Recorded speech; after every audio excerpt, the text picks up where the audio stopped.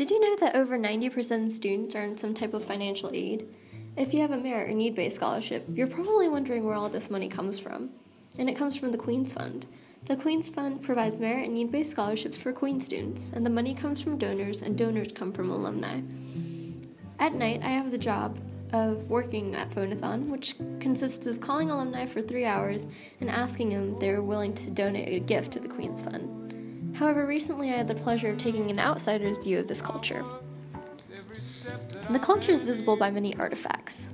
The artifacts include multiple phones in the entire room, piles of papers stacked up high of people who we need to call, and the vocabulary usually sets the team apart because they talk about subject matter that unify students and alumni, such as the sports teams, the courses, the internship programs, and of course the study abroad programs. The callers are trained to have a particular way of talking, such as smiling when they talk. They also have a way of coding who they call, such as pledges, which mean that people donated, maybes, which mean that they're thinking of donating, refusals, which mean they don't want to donate at all, or no answers, which is the most common. Now, all the Phonathon callers have scripts, which are unique to them, to their own personality. However, they all have the same underlying foundation, such as their name, thanking the alumni for their past donations, and asking if they're willing to give again. Culture is also created and sustained through a constant reminder of the goals throughout the night.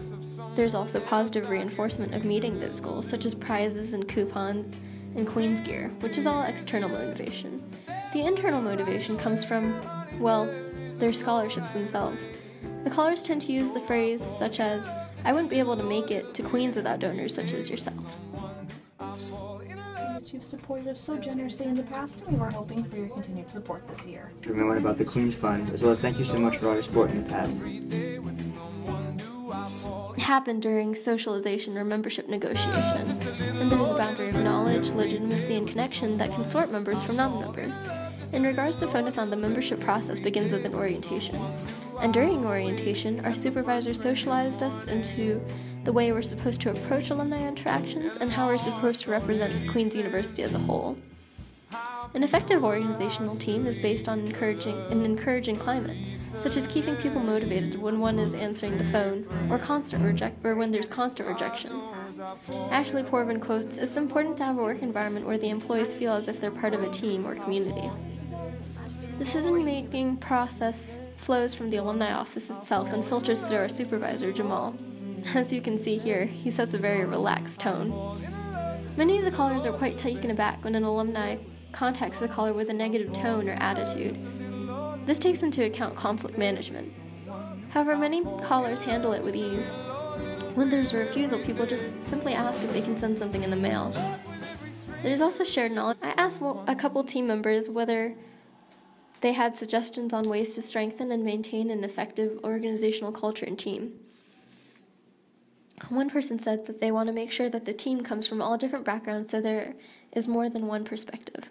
A mixture of different cultures and views makes the best team because where someone lacks, another person is efficient in that skill. Another person said that I think making everyone comfortable with their peers is a good way to strengthen the culture and the team because every person would be more willing to receive and give constructive criticism and compliments, which would benefit the entire group. Organizational culture is messy. It's complicated, it's ambiguous, but it's also created. The team creates the culture.